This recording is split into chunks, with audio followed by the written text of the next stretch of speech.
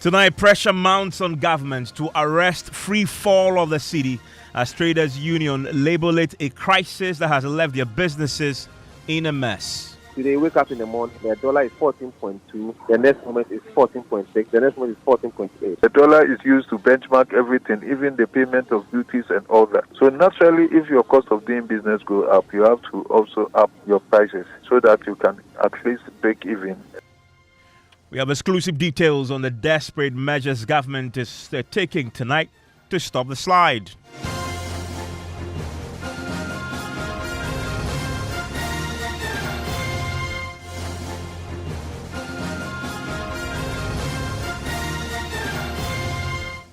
This is Top Story with Mensah.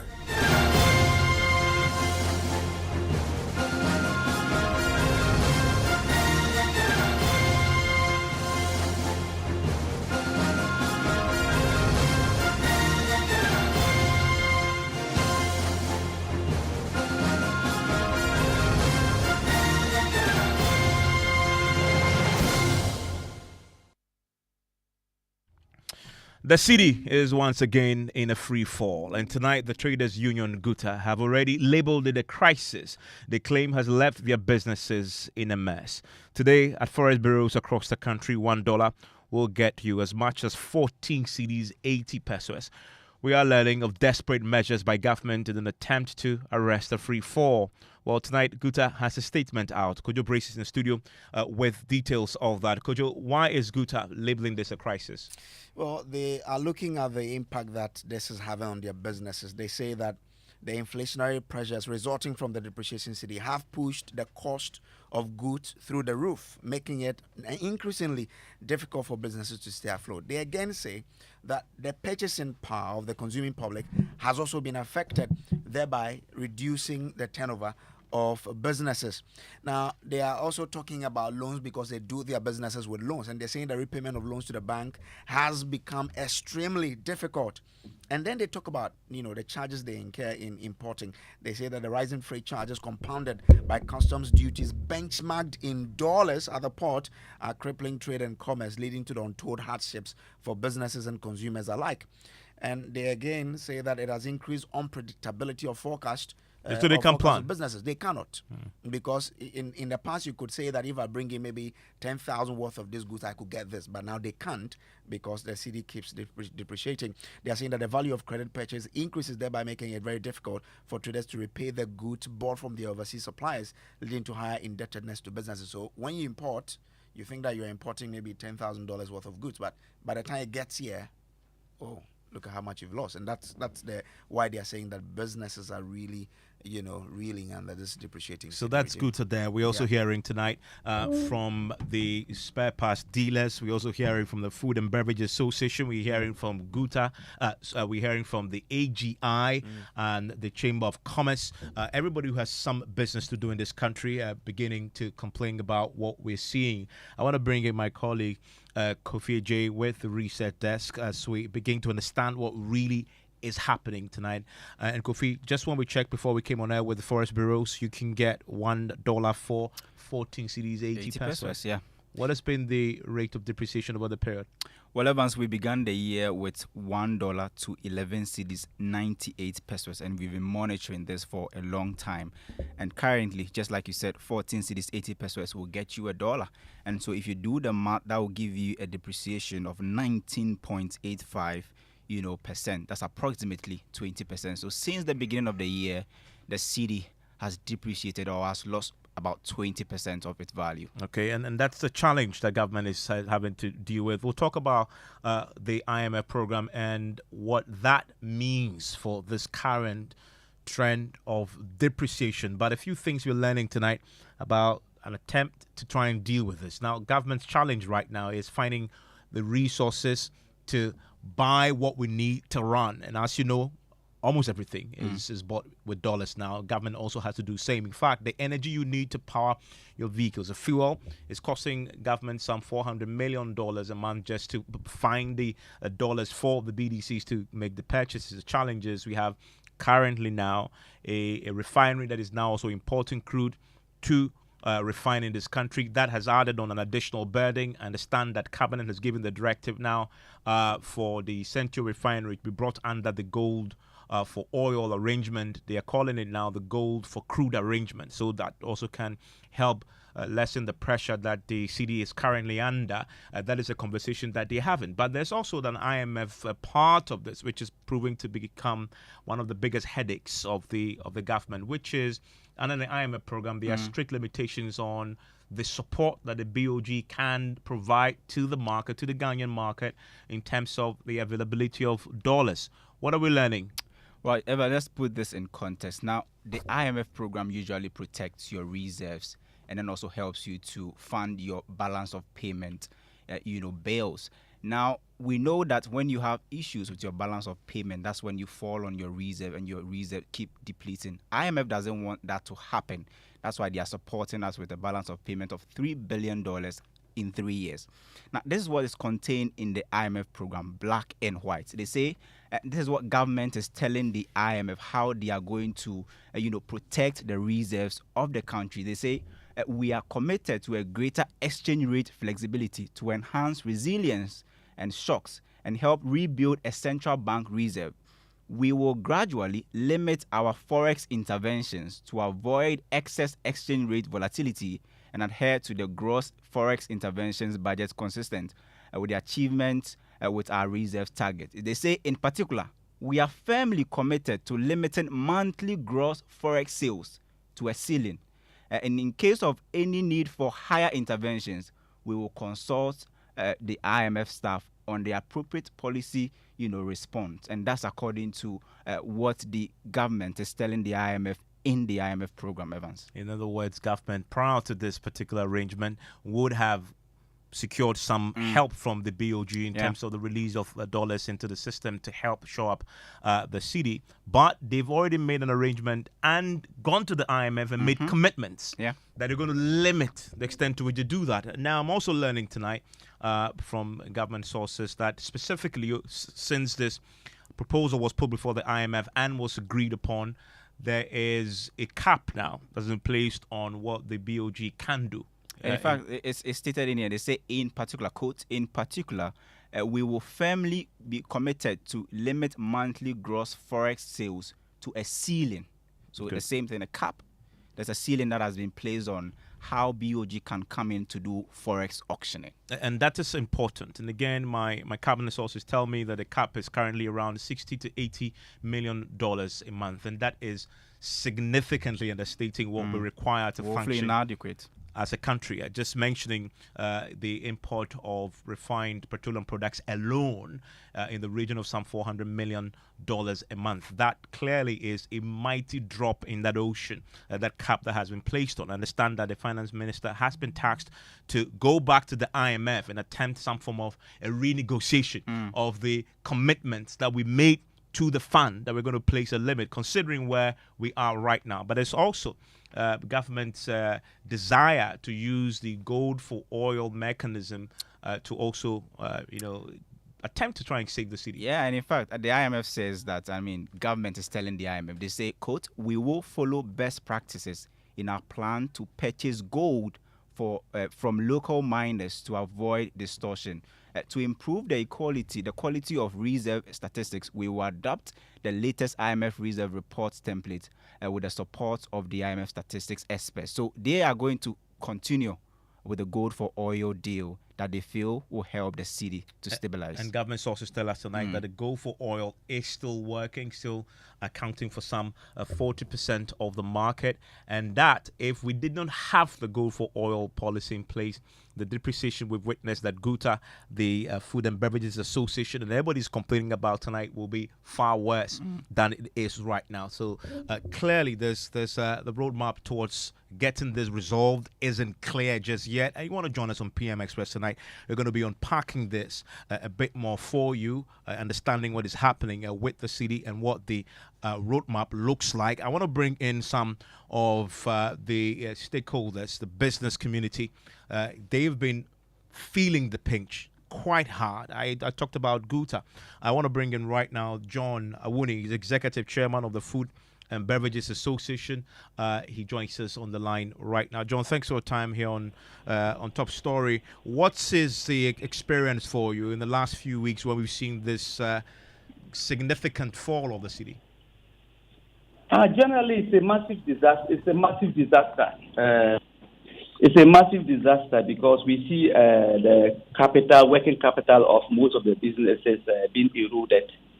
Generally, the demands for goods have generally been very low already, and with the depreciation of the currency, you realize that clearly it's a double blow that we are receiving. And so most of the businesses I've spoken to, some of them have really stopped even selling because they don't even know how to price it.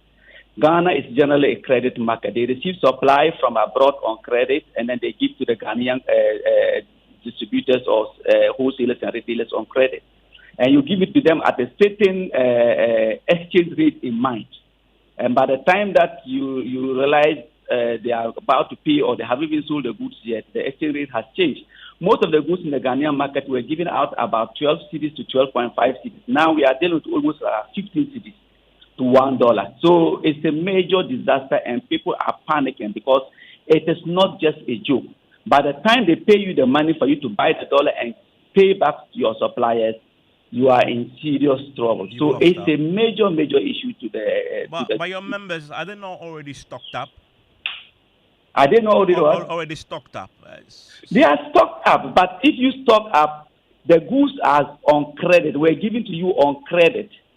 And you have also given to the wholesaler distributors on credit, or you have produced on credit and you are sending it out to the market on credit.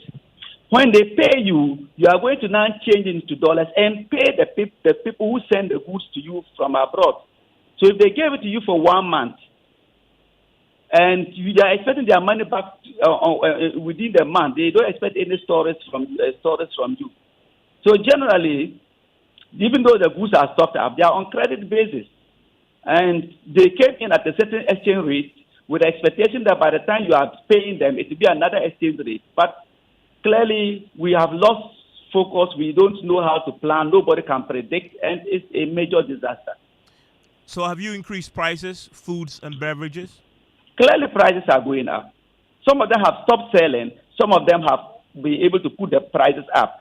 And they have put the prices up with a certain dollar exchange rate in mind, which can be more or which can be less or whatever, because now it has to do with speculation. It speculates that maybe the dollar, some of the goods could be priced at 20 cedis to $1 so that they don't lose. Some of them depend on the individuals in question.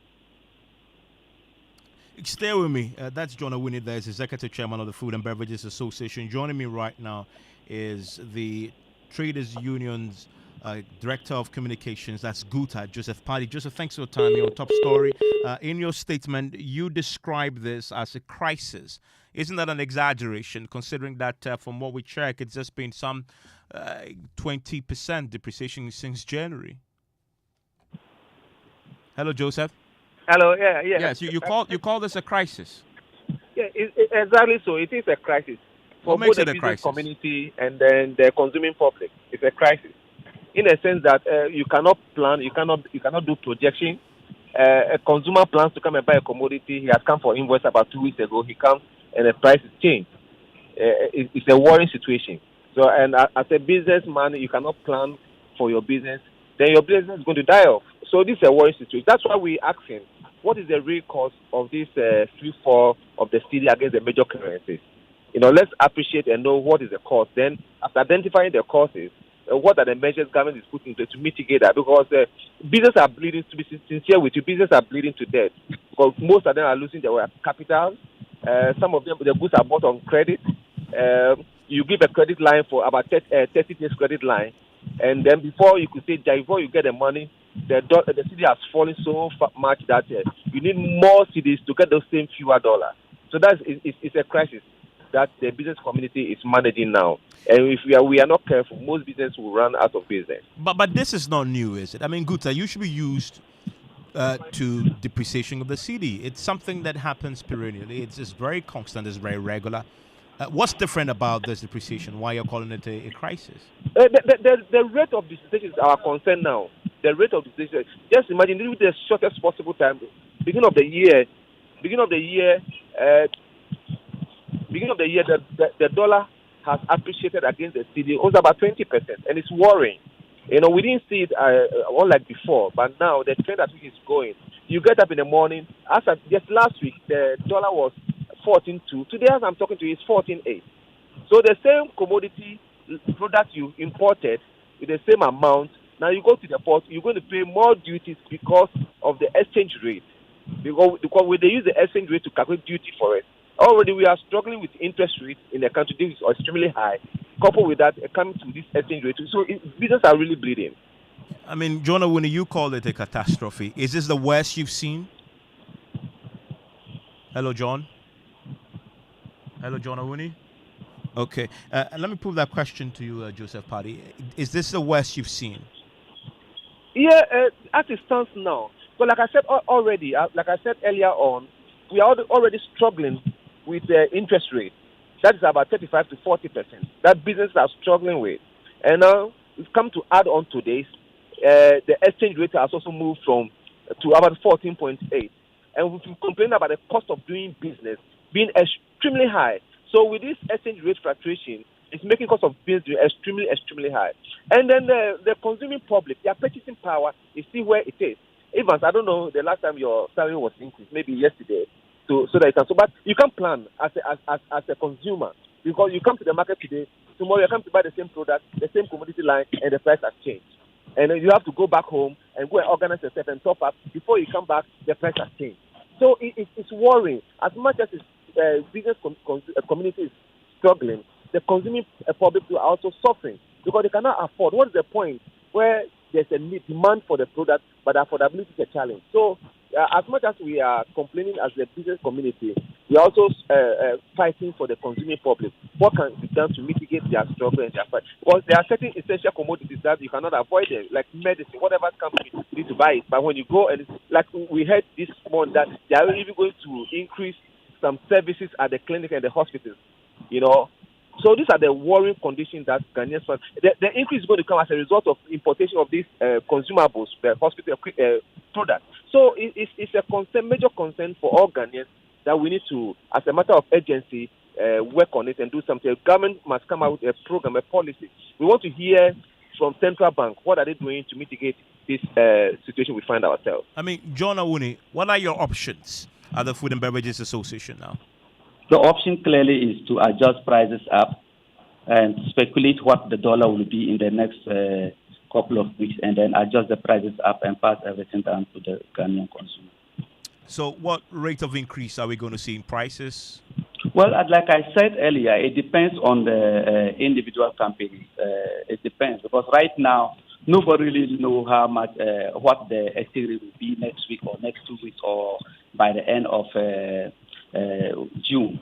So some may speculate that, well, it could be 18 cities. Some could say it could be 20 cities and thereabout. So it's difficult to tell you that, because it's not like one company. You are dealing with different people, and it has to do with whatever permutations they put in place or they consider before they can come up with their prices. So definitely we are dealing with 15 cities now. The prices in the market may generally be, maybe some will say 18 cities, some will say 20 cities, some whatever. John Awuni, thank you very much. He is Executive Chairman of the Food and Beverages Association. Joseph Paddy is the Director of Communications at GUTA, the Traders Union. Dr. Benjamin Amwa joins me right now. He is a Senior Lecturer at the Department of Finance at the University of Ghana Business School. Dr. Amwa, thanks for your time here on Top Story. What do you put this down to? Thank you very much.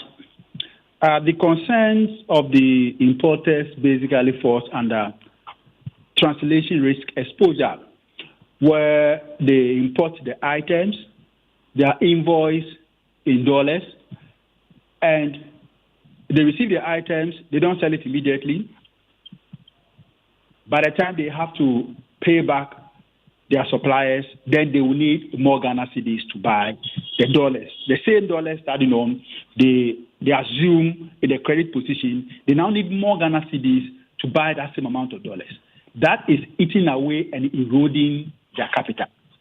And for them, because they are businessmen and businesswomen, they also want to be in business. So what they will do then, like you rightly said, is to increase the price. And increasing the price is in anticipation based on their predictive ability what the dollar will be, so that they will also cover themselves so they don't only assume the exchange rate risk exposure. In the end, it is the final consumer, you and I, who will have to pay for the increases in price because these businessmen want to maintain their capital and still want to be in business. So it's just a matter of translation exposure that they are trying to manage in this particular situation because they are invoiced in a foreign currency and not in the local currency. Yeah, but why is the Cedi in a free fall? Why the Cedi is in a free fall, like you rightly said from the beginning, we are under a fund program, and those days when BOG will come in to assist, now we are seeing that there's some level of restrictions because of what the government itself has committed to do. And so it's becoming difficult for BOG now to come out or on its own renege on that commitment that was made as part of the fund agreement to IMF. So that is one challenge that I believe the government is having now. But rightly so, like you said, and if I heard you right, said the minister has been tasked to go back, the Minister of Finance, to rearrange and see if they can have some reliefs under that particular provision. On that point, though, knowing what you know of the IMF, what are the chances that they succeed in getting the IMF to back down, considering that this is, in essence, what we propose to do in the program? Absolutely. But then again, we did promise to do that. But if the reality is becoming too much for us, I think we don't have to be shy about it. We still have to go to the fund and then explain. And seriously, the fund has an interest in Ghana. So when we explain and they look at the situation and look at what is happening, I believe strongly that because the fund itself, IMF, tries to look at how to protect the vulnerable and the poor, definitely if the effect of these exchange rate risk is affecting the poor and the vulnerable the most, I strongly believe that the fund will have to relook at it and then give some relief. What BOD can also do in the interim is to come out with some form of communication to reassure the market that they are doing something about what the current situation is. So that at least the market will be assured. What the market needs is dollars. But at least don't leave the market on the quiet like that. If there are some things that are doing behind the scenes, it would be good if BOD comes out to communicate to the public so the public can also at least observe and then follow through with Bank of Ghana what exactly they are doing in their attempt to deal with the situation in the short term than to leave the market itself to grapple around and to seek for solutions which will not help, but to just be speculative solutions that will lead to increased depreciation of the Ghana cedi. And I want to quote you a famous saying on this matter, that if the fundamentals are weak, the exchange rate will expose you. Are the fundamentals weak? Is that fundamentally what this comes down to? Even that is absolutely true. The fundamentals are definitely weak. We shouldn't just, play jokes about it. The truth is that the fundamentals are very weak. What is the fundamentals there? What is the inflation rate as we speak now? And what has been the inflation rate over time? Very high. What is interest rate? That is a fundamental factor. It is very high. What is unemployment rate now? Unemployment rate is very high. What is our balance of payment position? It is very high. And these are the very fundamentals that is used in assessing the exchange rate risk. It's interesting. It's interesting you mention the external position and fundamentally we went to the IMF for balance of payment support. So it's curious, is it not, that while we are the IMF for balance of payments, or you mentioned that as one of the fundamentals we have in this crisis. You see, the factors that I was talking about, inflation, interest rate, balance of payment, unemployment, it is not just solving one that gives you a complete whole. It's about how you are going to manage this set of factors. So if you even succeed in having control over one of them, what about the other factors that are not under control? It becomes a problem. They become pulling factors that will pull and basically erode the benefits you will be having succeeded in putting one under control. So it is how the factors interplay. And as we speak now, the fundamentals are really, really weak. No wonder we are seeing this level of exchange rates that we have now. Also joining me is Courage Buti. He's an economist. He's also been following this pretty closely.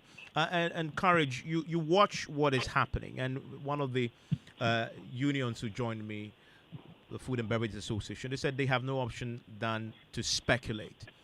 And fundamentally, they don't expect that this will ease any time soon. But speculation is exactly what you warned against when you're having such a free fall. You must stop at some point. What's your best guess how to stem this tide to avert further slide? Well, good evening to you and your listeners. It's a difficult situation. It's more or less a free fall at this point in time. But just probably taking on from where the last speaker ended. Yes, fundamentals may be weak, but let's look at it this way. Compared to start of the year, compared to mid last year, and then, of course, towards the end of the year, there were all these fundamentals. Reserve IMF projected should end 2023 at just about 1.1 months of import cover. We ended with 1.7, ahead of target. Where is it currently versus target? It is still ahead of target. Inflation may have surged to 25.8%, but that was largely a temporal something, a transitory something, and we've seen a correction underway. Growth is ahead of schedule. So if it's about unemployment, yes, unemployment is high, but with the hope of recovery, as we've seen so far the first year under the program and going forward, you could clearly see that things are correcting, even if at a slower pace. So fundamentals are weak here, but relative to what they were in 2023, 2022, we are in an improving situation. So ordinarily, if it's about reaction to the fundamentals, maybe we shouldn't be seeing the levels of depreciation we are seeing now, the reactions we are seeing. So probably there is more to it than just the conversation we're having now. And very briefly, people speculating. Yes. In my view, they are speculating because, one, the sources, when you speak to the traders, the sources are coming from corporate demand. The Bank of Ghana themselves hinted at the last MPC that they have had to settle a lot of FX demand to settle IPPs, obligations and all that. We've seen the IPPs again on the market with a lot of demand. We are in quarter two, seasonality effect, where multinationals who are repatriating dividends and all that will have exerted some pressure. But what were the sources of FX previously? It was largely from portfolio investment inflows into Ghana, FDI inflows, and then from trade receipts and interventions from the Bank of Ghana. Currently, portfolio inflows are almost non-existent. FDIs do come in, but at what rate? We've seen also, if you like, our brothers and sisters in outside Ghana also flowing in with some flows and all that. But the main source of supply, as it appears now, is Bank of Ghana's forward interventions and spot market interventions. And we are not there yet, so they cannot deplete their reserves at the pace one would expect to supply the needs of the market. And very quickly, do you see any short-term fixes here? Well, I mean, the short-term fixes, I don't think there is what they will do, and I'm looking forward to the coming MPC meeting, what interventions will come up. But on top of my head, the gold for reserve policy has been good in building reserve, but probably not good for the market. Because those gold proceeds, which would have come through the commercial banking system and provide liquidity where the banks can provide that liquidity on the market to stabilize things, are all going to the Bank of Ghana more or less at this moment, right? And so, the Bank of Ghana decides to auction, we do not have enough on the market. Can we relook at that where commercial banks receive those proceeds? Probably say the same gold for reserve, but this time round, let it sit with the commercial bank and they can use it for their normal FX trading. Can we reassure the market about how we are making progress with the program and how things are correcting? And in the meantime, we know our election year history. People are reacting to that. And every election since when this Fourth Republic has seen some overrun, except 2004. But the stakes are much higher, and we need to do things different now. Okay. Thank you very much, Courage Boutique there. You also heard earlier John Awuni is Executive Chairman of the Food and Beverages Association. I want to hear from you, your own experience with the Cedi. As we've been talking about tonight, it's hit 14 cedis, 80 pesos. And News Night starts right now.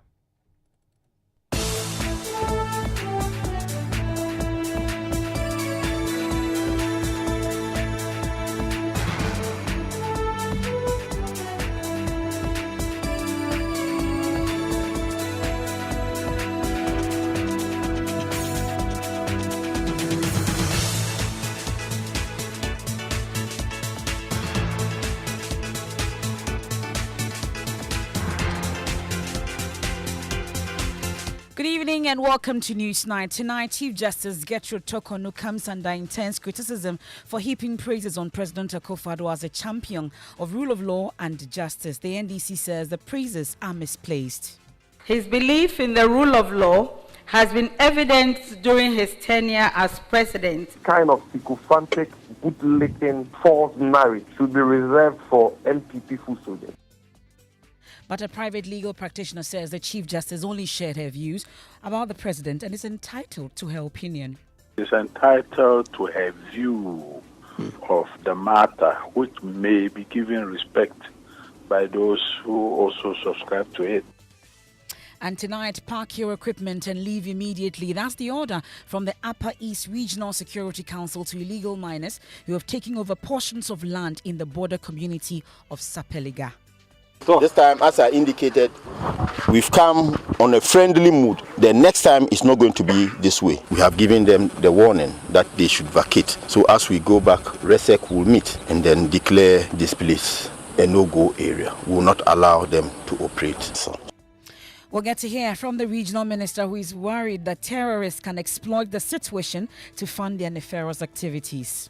Right now, Faso, there are insurgents there and there are terrorists who want to infiltrate into our country. And to be able to perpetrate what they are doing, they need finance. So they engage in what you people are doing.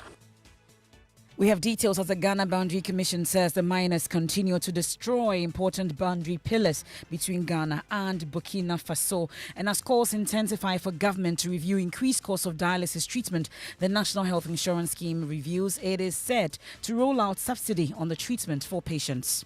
Committee that has been set up to chair and implement the disbursement of the funds has actually concluded their report, and I can confidently say that within the next few weeks we will be starting the disbursement to the various facilities.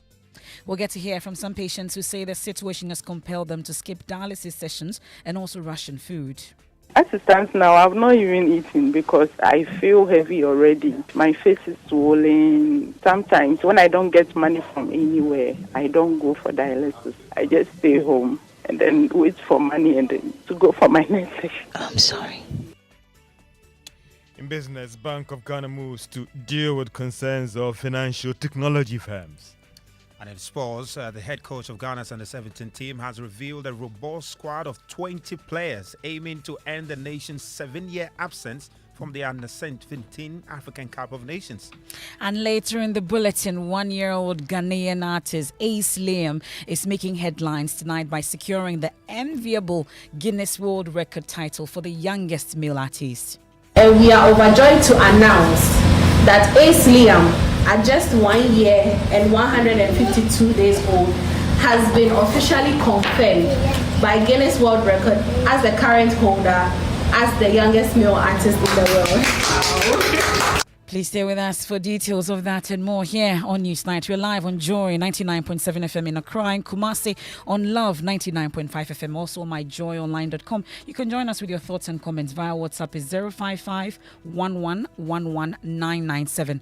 I am Emefa Apawu. And my name is Evan Spencer. Details of this. I get them, I send them. I get them. I pay them. Telesale cash. I get them. I pick them. Telesale cash. You get them. I send them. I send them. You get them.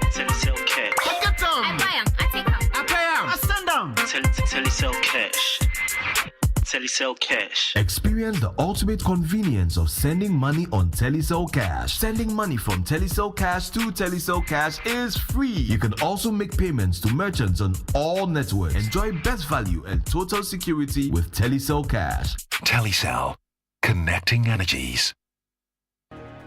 It's the 3i Africa Summit, where innovation, impact, and investment converge, where technology drives transformation. From the 13th to the 15th of May 2024, heads of state, central bank governors, thought leaders, innovators, investors, academics, and entrepreneurs will converge to unleash Africa's full potential. Discover the power of digital assets, explore the state of digital growth in Africa, and unveil lessons from Africa's central bank digital currency experiments. Engage in discussions on diversity in the creative arts and tech, financing Africa's SMEs, and bridging the digital gender gap. Network with investors, pitch your ideas, and access funding at the 3i Africa Deal Room and Pitch Fest. Join us at the Accra International Conference Center as we ignite a fintech revolution for Africa's financial future. Visit 3iafrica.com to register now. There is time for everything, including exclusive breastfeeding by mothers, which starts within the first 30 minutes baby is born till the time the child is 6 months old. Grandma, Grandpa, husbands. Let's all come on board Good Life and insist that our child takes only breast milk for the first 6 months. No food, no water, no gripe water. Breast milk has all the nutrients the child needs to grow strong and healthy. So I ask, how is your good life? Remember that exclusive breastfeeding for 6 months is best for baby, and good growth starts with right nutrition at birth. Good Life, live it well. It's an everyday thing. Good Life from Ghana Health Service and partners with support from USAID. Water is needed all day, all night. So remember Syntex tank all day, all night. 7 years warranty. Select any color for free. In no de crack, in no de spoil. Call Accra on 0244 335 168. Kumasi 0505 555 666. Syntex tank. A strong, a tough. Water is needed all day, all night. So remember Syntex tank all day, all night. 7 years warranty.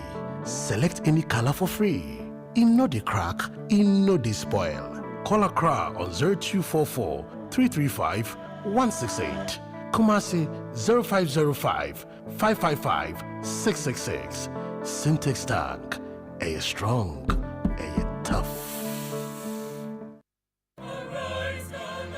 Hello, Ghana. Are you tired of the same old political rhetoric? Do you believe it is time for a change that truly represents the voices of our youth, women, and children? I present to you Nana Kwame Bediako. He is a visionary leader with a passion for making our country better through innovative industrial revolution. Together, we can change the political narrative and create a government that truly represents the interest of all citizens. Join this journey to build a better and inclusive future for all by contributing to our Save Ghana Fund campaign. Your support, no matter the amount, is not just a donation. It is an investment in the shared desire for a more prosperous, equitable, and better nation. To donate, visit www.nkb.com.gh or dial *887 *2024 #. Thank you for your support.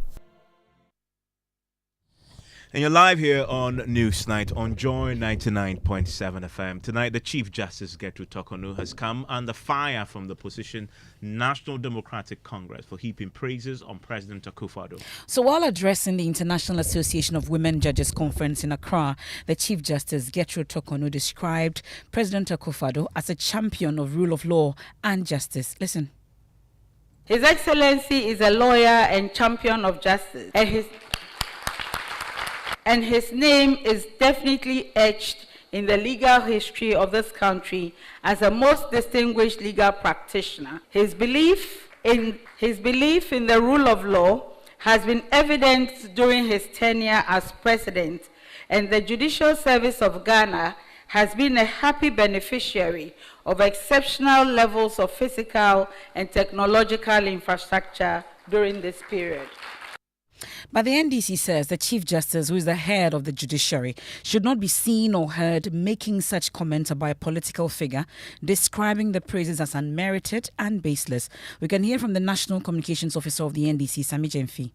Well, that position is a very comical and ridiculous position, and should not be coming from a person who occupies such an important independent office in our country. I'm sure that President Akufo-Addo himself will disagree with this false, contrived testimony about him coming from the Chief Justice, because he knows that he has not been a good example of the rule of law, but a very, very bad example. We're talking about a president who has been found by the Supreme Court to have removed a certain Auditor General against the dictates of the Constitution of Ghana. And our Chief Justice says what? That this president who supervised all these atrocities is an example of the rule of law. What kind of sycophantic, bootlicking, false narrative should be reserved for MPP full soldiers and should not be coming from the high office of Chief Justice? But private legal practitioner Kweku Pencil has come to the defense of the Chief Justice, arguing she only shared her opinion and should not be attacked for it. Is entitled to a view of the matter, which may be given respect by those who also subscribe to it. But if I have to say, I believe there are lots and lots and lots of very distinguished lawyers who have graced or have had the benefit of serving this country. But I wouldn't know whether I would agree with the Chief Justice that he's the most distinguished lawyer that this country has produced. I'm not too sure whether I will share that, because there are lots and lots of legal luminaries, if I may put it that way. He may be counted among them, but I have not really sat down to make an analysis to determine whether he is the best. I wouldn't say so. And that there is a view of private legal practitioner Kweku Pencil there. Well, of course, the Chief Justice was speaking at an event, the 18th International Association of Women Judges Conference here in Accra. What really happened there? This is a report by my colleague, Kenneth Chisi. President Akufo-Addo noted the steps his government has taken to include more women in leadership roles since he took office in 2017. The president added that, as a lawyer himself, he is committed to preserving the rule of law while trumpeting the strides the country has made in promoting gender equality through several reforms. President Akufo-Addo also declared his satisfaction with works done in the judicial sector by his government.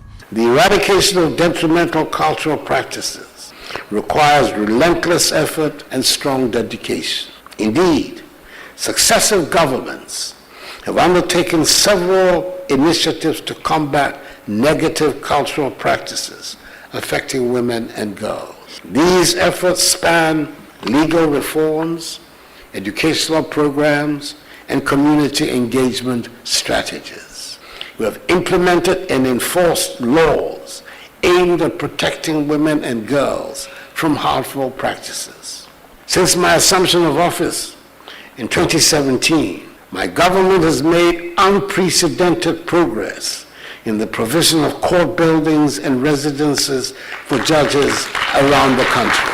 In 2020, Attorney General Godfrey Dame praised successive government's appointment of women judges, adding that research shows that men in leadership positions are 2 times more susceptible to corruption than women. It goes without saying that when women are more involved in the administration of justice, quality, fairness, efficiency, and honesty can be better assured. Drawing on the experience of Ghana, evidence has shown that an enhanced participation of women in serious affairs of state leads to reduced corruption. I noted at a high-level panel discussion at the 10th session of the Conference of State Parties to the United Nations Convention Against Corruption in Atlanta, United States of America in December 2023, that research has shown that in Ghana, women are less susceptible to corruption than men. Chief Justice Gertrude Tokonu, who is the country's 3rd female Chief Justice since 2008, says she hopes the conclusion of the conference will help her fellow judges be apprised with the aim of assuring the vulnerable of justice when cultural norms clash with the law. During this conference, we believe that we will have the chance to learn, grow, and become better apprised with the goal of ensuring that women and children and the vulnerable in our individual societies can be assured of justice whenever sociological norms and community cultures clash with the law. This is the goal at the core of IAWJ as an association. The 18th International Association of Women Judges African Regional Conference is being hosted from the 13th to the 17th of May in Accra. And that's my colleague Kenneth JC's report from that particular program, the International Women Judges Conference here in Accra. It is still News Night. It's on Joy 99.7 FM. It is a vast land at Sapeliga, a border community in the Upper West region, where both the young and old from Ghana and Burkina Faso go to engage in illegal mining without any state authority preventing them. Now, but today, in a move facilitated by the Ghana Boundaries Commission, the Upper East Regional Security Council has asked the miners to pack the equipment and leave immediately. So aside from degrading the environment, Regional Minister Hafiz bin Salis is worried terrorists from neighboring Burkina Faso can exploit the situation to fund their nefarious activities. We'll get to hear from him shortly, but first, Abile Fatau spoke on behalf of the more than 100 illegal miners and said some of them use the money from the Galamsey to fund their education. It's going to be big distance to the society as where we all live. All of us depend on this. Apart from this, there's no source of income we get. On the there's no dam apart from rainy season we farm.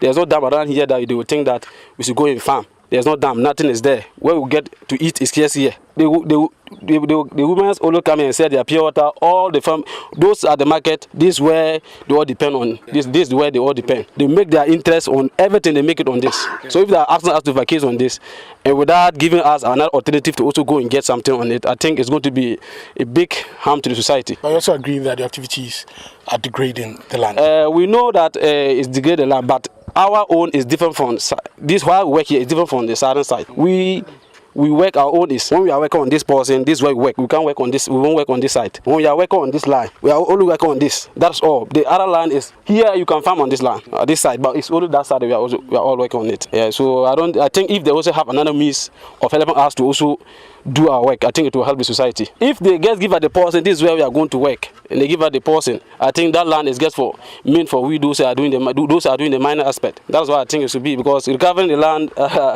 is going to be. Well, so my colleague Maxwell Abagba is with the team, joins us on the line from the region. Maxwell, let's talk about the situation as you found it and the activities of these 100 illegal miners. What exactly was the situation as you witnessed?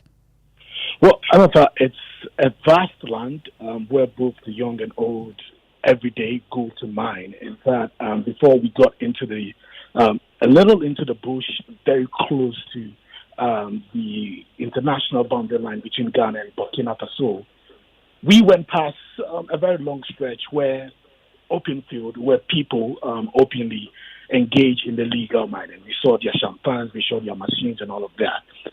But deep inside the bush, very close to the international boundary line between Ghana and Burkina Faso, there also you see another group deeply engaged, in the mining. And we are told that it's not just Ghanaians who are engaged in it, because it's very close to Burkina Faso.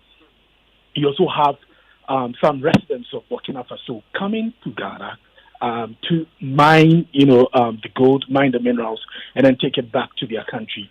There's no inhibition whatsoever there. So what we witnessed, although those who met there denied that was the case, they, however, confirmed it at a point. They said that they have superiors who they mine for and also give them some of their proceeds at the end of the month.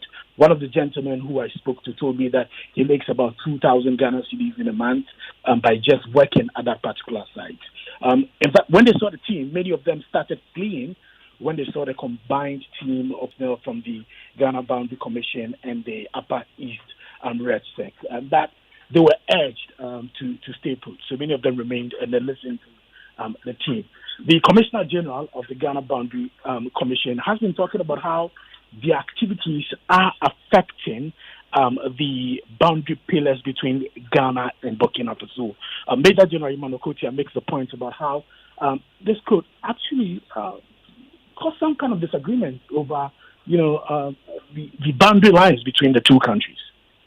We'll get to hear from the Major shortly and interact with him further on this matter. But let's focus on the regional minister, Hafiz bin Salih. And at least he's been raising some concerns about terrorist attack and the way they may be exploiting the situation. Tell us more. Yes. He said that he mentioned that we all know the terror threats spilling down from Burkina Faso and other parts of the Sahel down to West African coastal states. He said that most of the terrorists actually require some funds to be able to operate. And so if they find an area where there is no regulation whatsoever, where activities of the people there are not regulated, they can easily infiltrate and also engage in the mining that is happening there and use the proceeds from this mining to fund their terror activities. So this time, as I indicated, we've come on a friendly mood. The next time is not going to be this way. Right now, Faso, there are insurgents there and there are terrorists who want to infiltrate into our country. And to be able to perpetrate what they are doing, they need finance. So they engage in what you people are doing. So in order to save the people of this country, we want to stop issues of this nature so that people don't have means of funding their nefarious activities. So please, it is for that reason that we are putting this measure in place so that to save this country and to save the people of this country.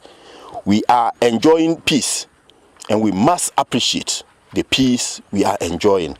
We will not allow the interests of any individual or any group of persons to affect the peace that the country Ghana is enjoying. So it is for this reason that we are particular about your activities and we will not leave chance for anybody to have the opportunity of disturbing the peace of this country. Evans, then he issued an order to these illegal miners to pack the equipment and leave the area, citing the destruction of the environment and important boundary pillars. Please, if you want to continue to operate here, as I indicated, do the right thing. We are going to contact the Mineral Commission so that they make this place available to prospective miners so that you'll be licensed and then we'll give you the opportunity to operate. But what you are doing currently is unacceptable. It's highly unacceptable. This is the last time that we are coming here, and this is a stern warning from the Regional Security Council. So take note and begin to pack your tools, right? It's not a pleasant sight. What we've seen is not unique to this area. There are so many of such sites in the Upper East region. I believe you are aware a huge discovery of gold in the Upper East region. And because of that, we've had people from and even outside of Ghana come to the region to engage in illegal mining. But as we observed, those who are operating here, none of them has a license. First.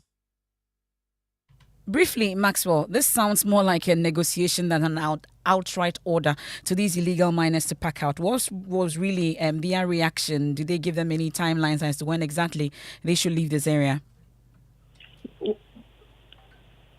Hello, Maxwell. Yeah, hello. I was asking if the reaction of these illegal miners to the order or the negotiation that went on, that we heard the regional minister give them. Did they say when exactly they were supposed to pack out of the area? Well, they did not say because they say that they'll be losing their source of livelihood if they leave that site. Many of them complain about the situation here in this region. They say that many of their dams have dried up, and because of the dry season that we witnessed, many of them are also unable to go to the farm. So the only viable thing that they are able to do, the only profitable business they are able to engage in is the mining.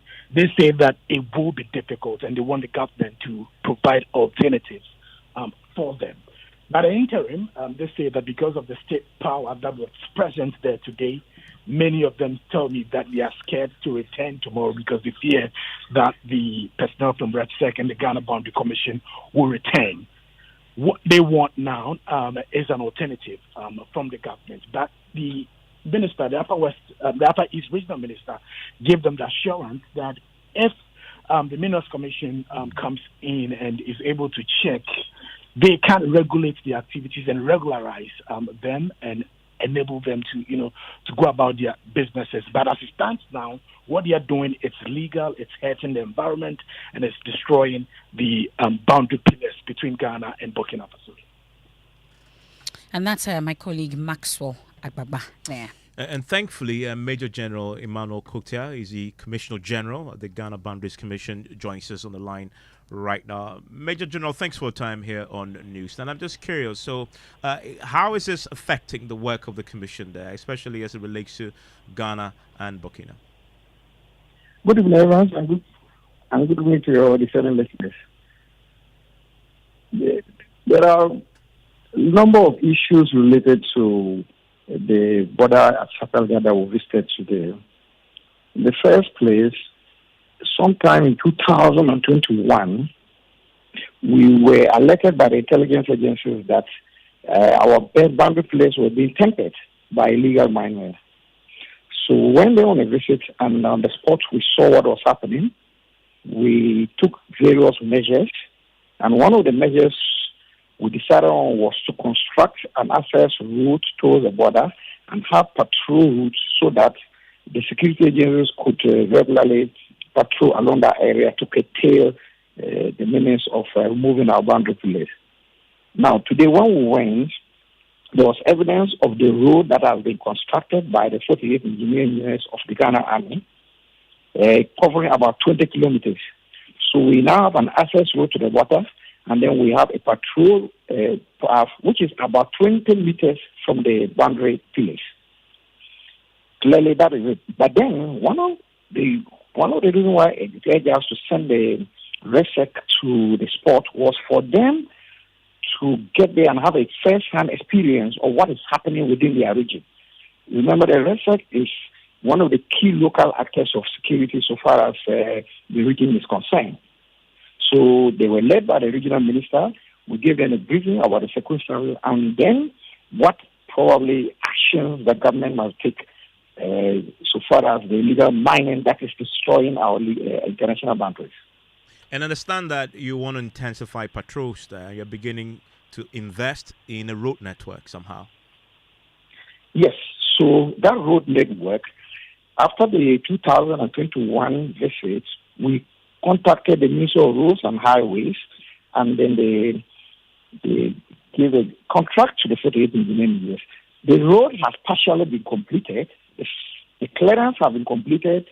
They fine-tuned the roads with culverts, but then they are now left to lay the gravels on it. So one of the key challenges we are having now is to have the gravels lay on it, but because of lack of funds, the engineers have not been able to complete this part of the work.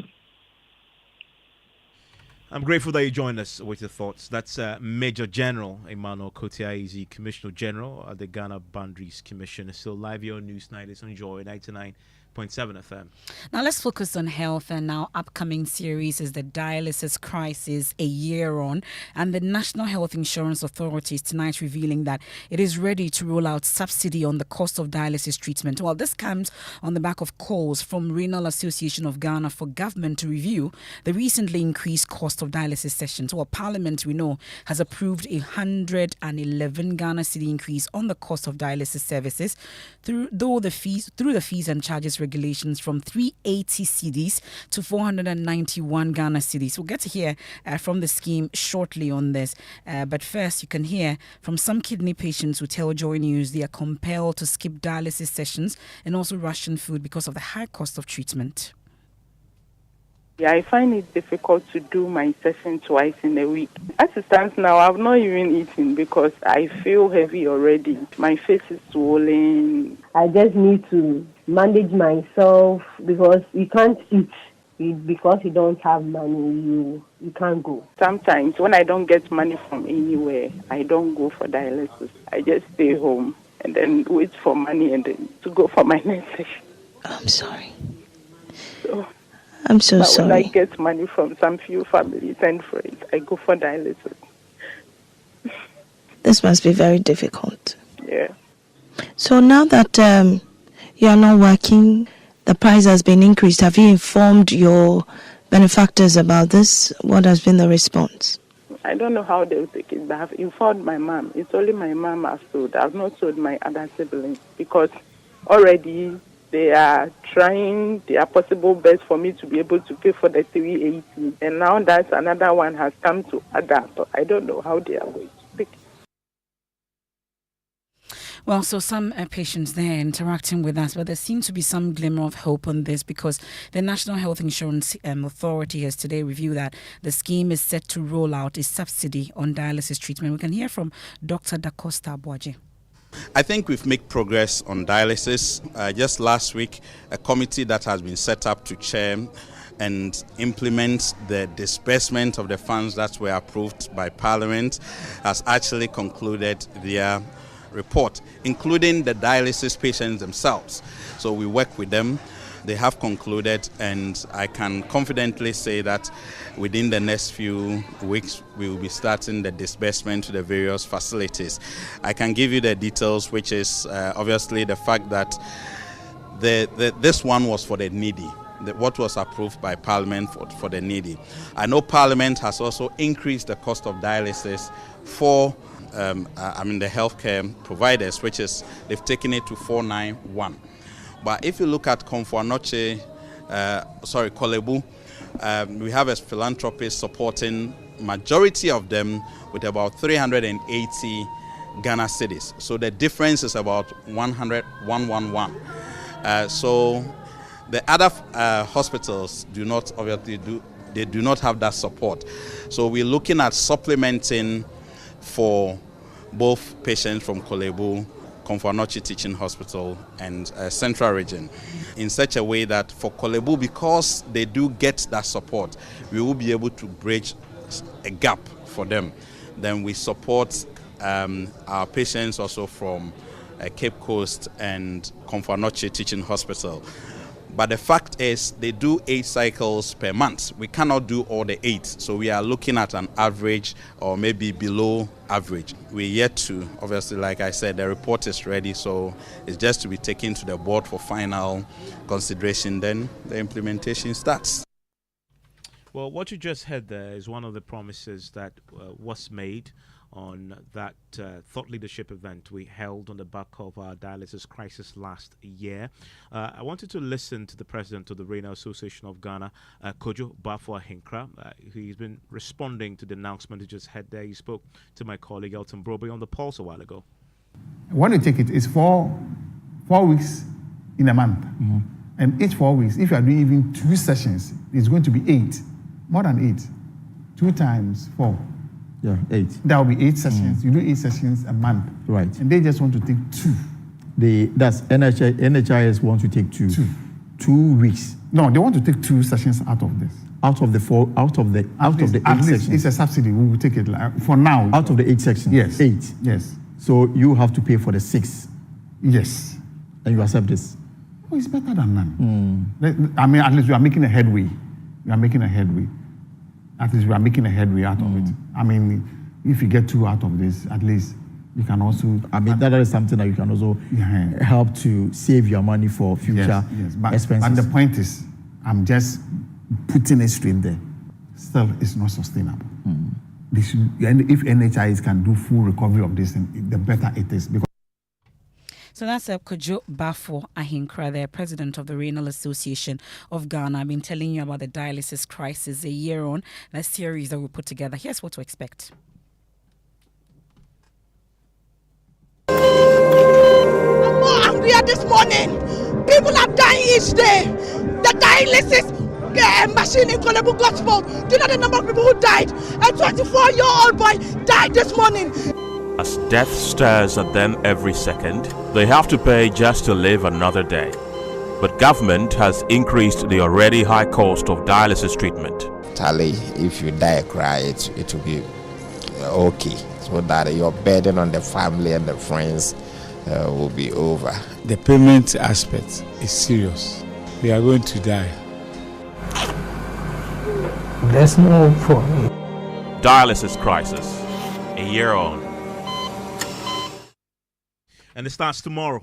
We're putting a spotlight on what has happened since last year. And one of the things that we're noticing is what we just heard there from the National Health Insurance Authority. The promise was made during that conversation, the thought leadership conversation on Joy 99.7 FM on the Joy News channel as well. And it appears that a year on, something is about to happen that will ease the pressure on dialysis patients. Still ahead here on Newsnight on Filth Exhibition. We'll tell you the story about the filth-engulfed circumstance of traders and residents at the Apawu station in Kumasi.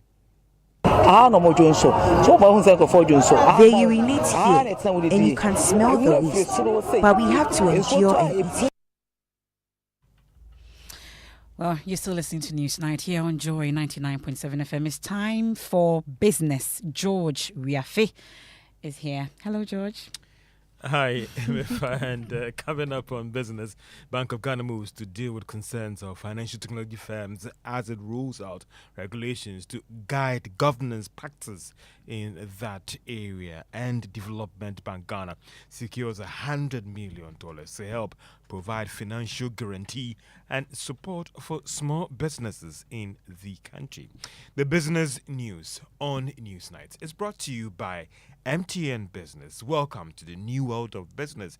Kingdom Books and Stationery, Sintex Tanks, and Pepsodent Herbal and Charcoal.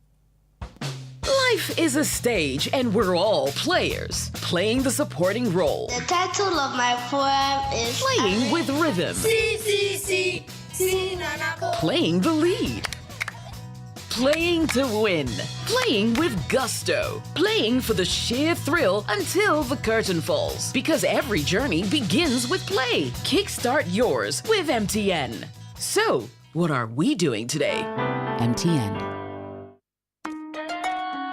Son, we are so proud of you for setting up this hospital. I really love those hospital beds and waiting chairs. By the way, did you import them? No, Dad, I didn't. I actually got them from Kingdom Books and Stationery right here in Ghana. Wow. We also bought our office supplies, safes, executive desks and chairs from Kingdom, and they gave us expert advice on how to set up our office. Guys, that makes 3 of us. I also got our sofa and bedroom sets, plus our dining hall furniture for our new home from Kingdom. Wow, Mom, that makes 4 of us. I usually get my stationery items from Kingdom, and my teacher also mentioned that our classroom furniture was provided by Kingdom. So there you have it. Whenever you're thinking about setting up an office or acquiring furniture for your home, etc., Kingdom Books and Stationery should be your first point of call. With over 40 years experience in the industry, we stock and supply a wide variety of globally sourced office and home furniture, stationery and equipment. Visit our head office, Osu Akwaje, or our office near the Osu Stadium. We're also in Tema Community 1, opposite Olam SHS, Kumasi KNUST campus, UCC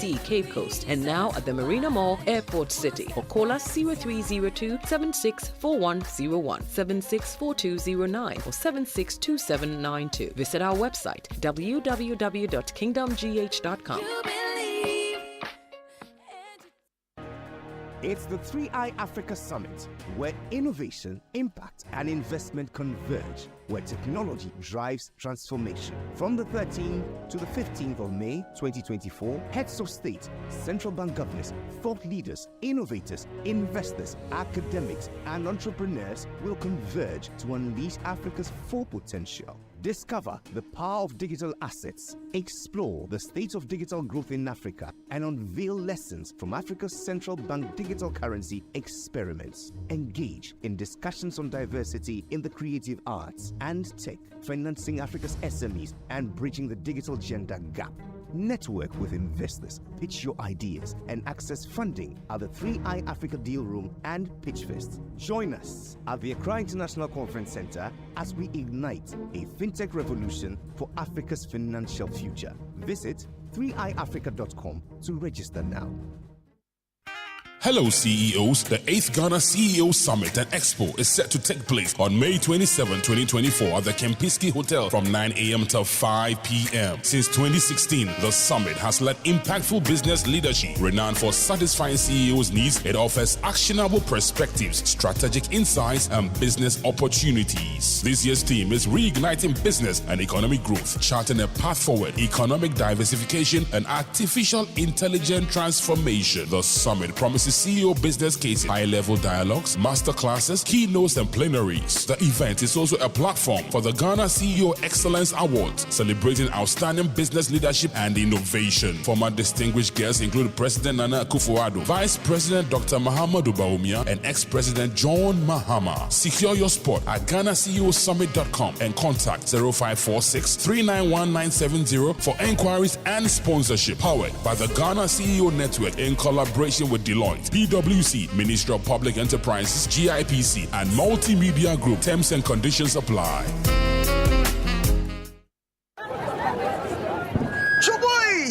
We have a new leader in town. OBRNT. Amanfo. Madam was Sibebre. When him say my baby, maybe more charcoal for whiter teeth. More charcoal. Not only that, maybe lemon. More lemon. Zinc for fresher breath. More zinc. And fluoride for stronger teeth. Introducing the new President Charcoal pack with more power with a combination of charcoal and lemon for naturally whiter teeth. Grab yours now. This advert is FDA approved. Hello, my name is Mami Akuya, an entrepreneur and a mother of two. My work keeps me busy most of the time, and sometimes it takes me away from my family. But the safety and health of my family is very important to me. As a working mother, I cannot afford to take any chances when it comes to matters of health. That is why I signed up for a family healthcare plan from Equity Health Insurance. My family and I have access to over 700 hospitals, clinics, opticians, dentists, pharmacies, and diagnostic centers across the length and breadth of Ghana. With Equity Health Insurance, I no longer have to worry about medical bills. Anytime a member of my family visits a hospital, Equity Health Insurance has got my family and I covered. What about you? Who has got you covered? Call Equity Health Insurance on 050-660-7910 and talk to them about your family health needs now. Visit equityhealthinsurance.com for more information. Equity Health Insurance, here for you.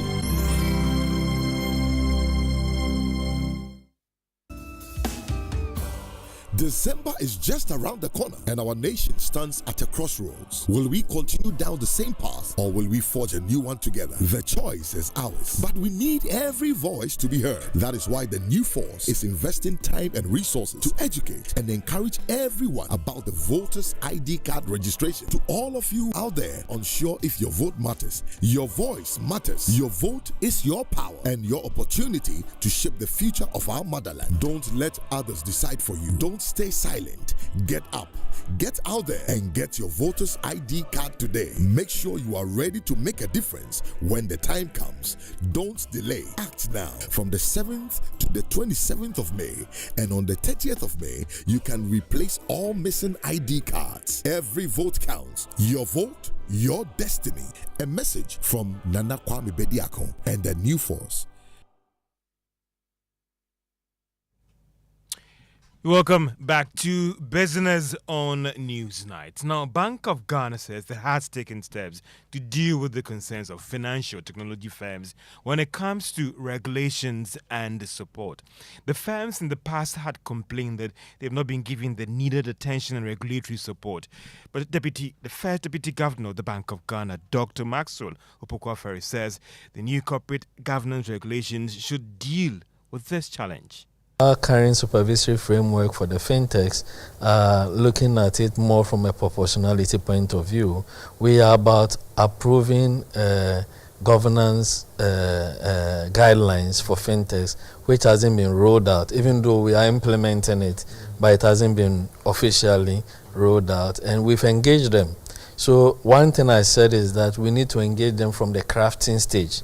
You don't impose it on them. We sit down and we all discuss and build it together, so there is ownership. So we've engaged them, we are fine-tuning, reflecting their feedback. So once that is officially announced, that's what's going to guide all of us.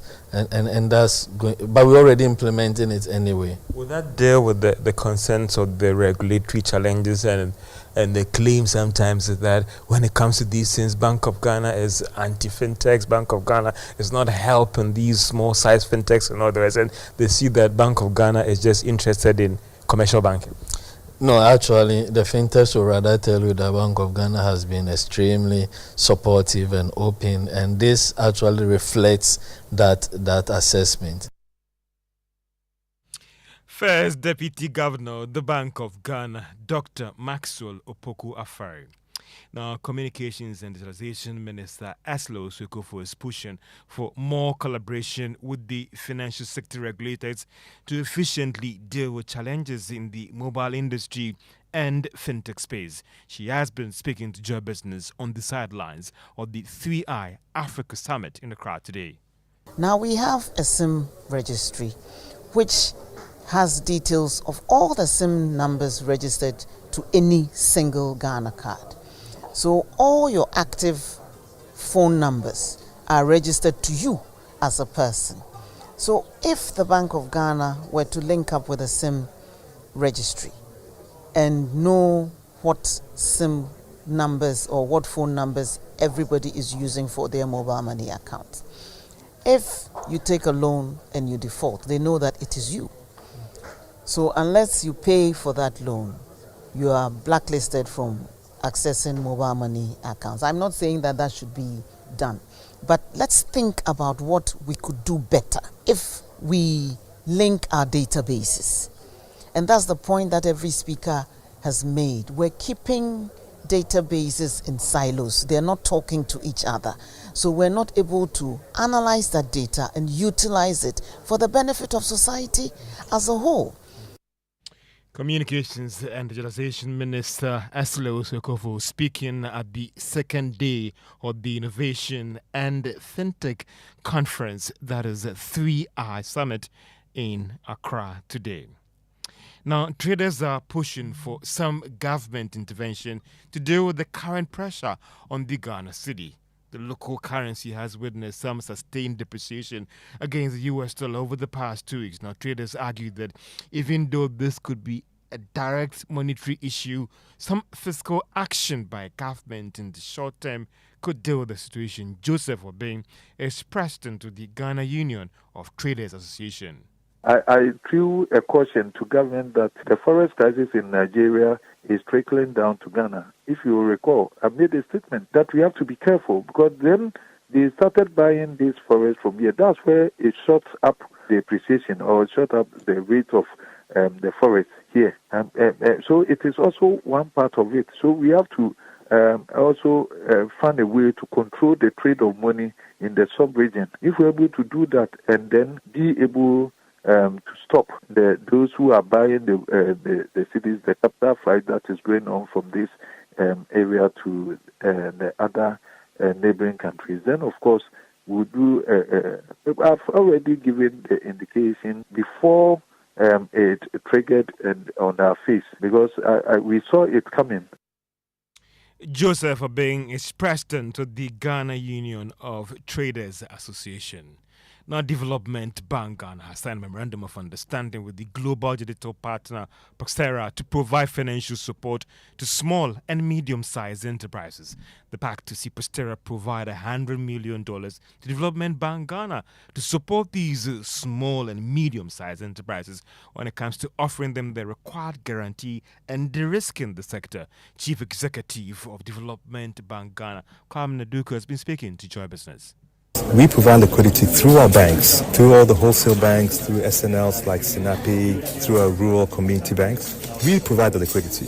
They still go through the same process of checking the credit, etc., etc. But this platform allows that process to be much quicker, much more effective. And that is why we're hoping as a result of that, the risk premium or the interest rates being applied to the SMEs will over time come down. Kwame Naduka is the chief executive of the Development Bank Ghana, speaking to Joy Business on the sidelines of the Innovation and Fintech Conference in Accra. That is 3i Summit. That is in day 2 today, and moving on to day 3 tomorrow as it brings the conference to a close. That is tomorrow. We're bringing together still players in the tech space as well as regulators to look at how they can deal with the challenges facing the sector. And that's all for business on Newsnight. Back to you. Thank you very much, George. Enjoy the rest of the evening. Let's do sports. We are counting down to the start of the big tournament. Ms. Bao. Yeah, we're counting down to the West African Football Union Zone B and the 17th tournament. And that tournament is slated for starting tomorrow in Accra, the University of Ghana Stadium.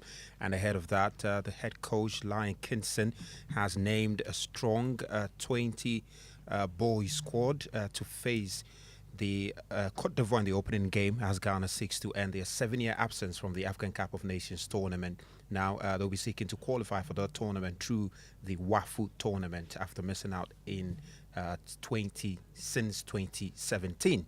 Now let me just go through some of the players that have been called for this all-important assignment.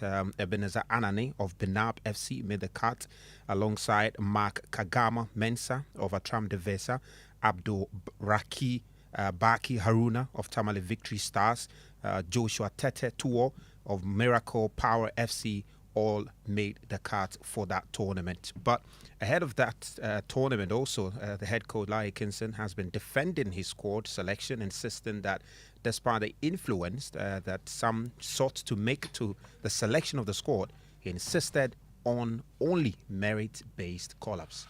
From day one, I've been fighting, putting my feet down that, fine, if you recommend a player, I would like to see the player first. And if I feel the player can help the work that we are doing, why not? He's a Ghanaian. So I've fought for this, and trust me, every single player that you see in the squad now, it's my decision. It's my decision. I chose every player there. It wasn't easy though. It wasn't easy at all. I have to be honest. Raise my hand and say I have to be honest. But myself and the technical team, we've made it clear to everybody that every player that will play for the national team have to be on merit. Head coach of the Black Starlets there, Lai Kinson. Remember, the tournament will commence tomorrow, Wednesday, 15th of May, at the University of Ghana Stadium, and the opening game will be between Ghana and Côte d'Ivoire. Now, the tournament will also feature other nations, including Nigeria, Burkina Faso, Togo, Benin, and Niger. Well, later tonight, events. Tottenham Hotspur will play Manchester City. It's a crucial game, which Tottenham Hotspur, Arsenal fans in particular, will be praying that Tottenham Hotspur will do them a favour by getting Manchester City to drop points.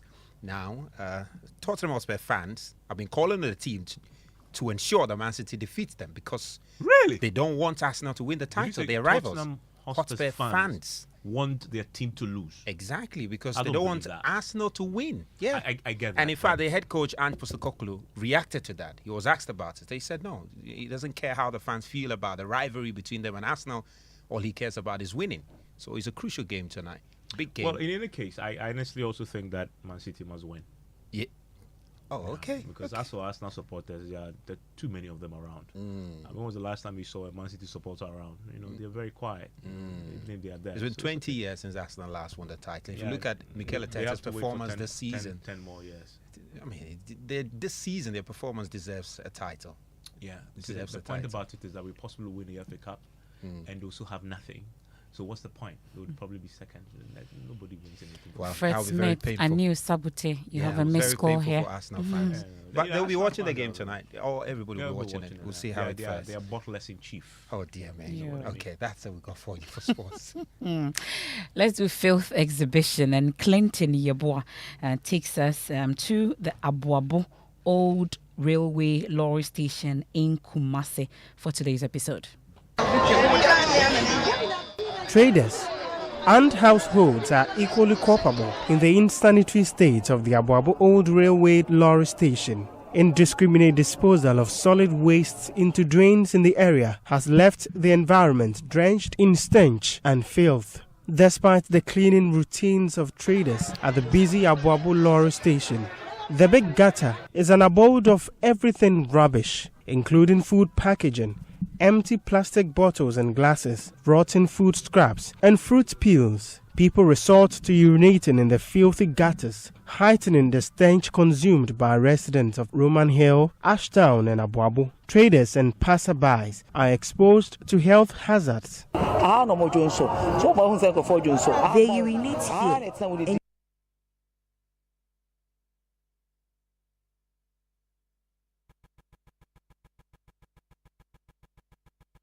A man paying for one here, John Pan, you. A boiler way, any Joma Mayan Bassa, some more by a gay, Eddie, my money, a free power. Look, country leaders, at how we are living and selling along with waste in this gutter. If sanitation task forces were working, would we be living around this?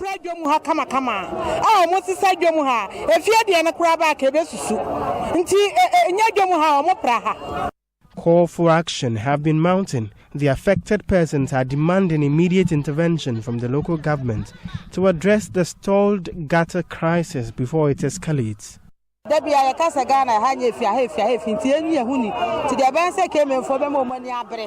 We need to keep ourselves clean.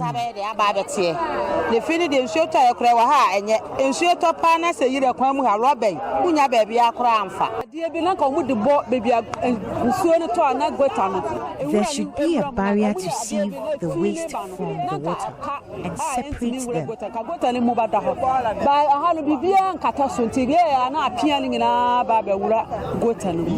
Some boy near you go we are so forget I in some more central market to me.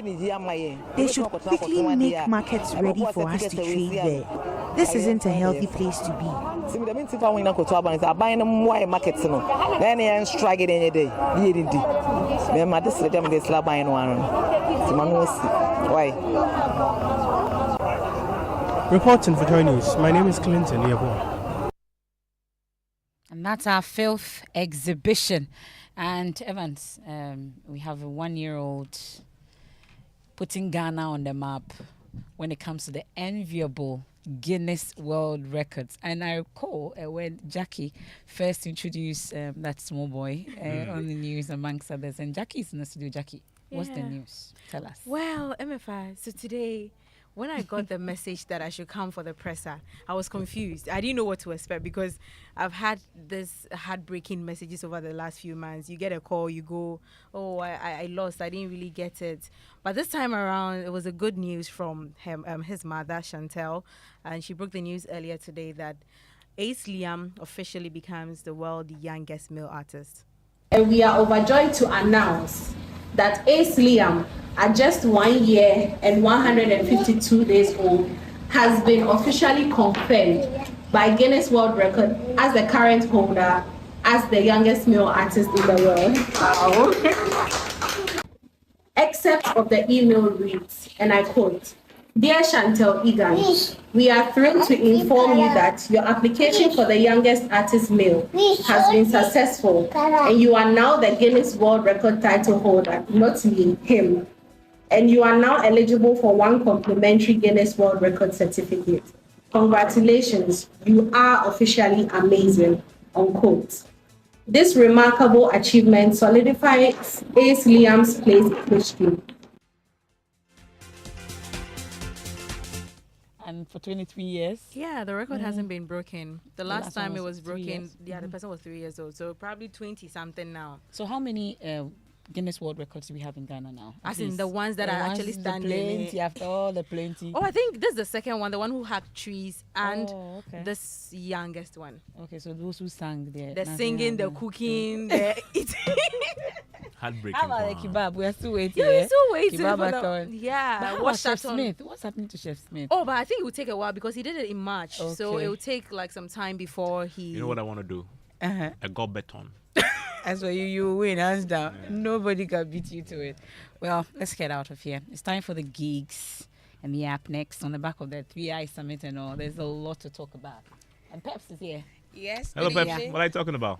Tonight we are having a conversation with TBD. It's actually a tech company, and what they do is to provide payment systems. Something pretty new in the Ghanaian space. That's what I would say. So I want to have a conversation on it, get into some more details so that our listeners can know about what they do in terms of making use of decentralized technologies. Okay, you want to stay for that, or here on Joy 99.7 FM.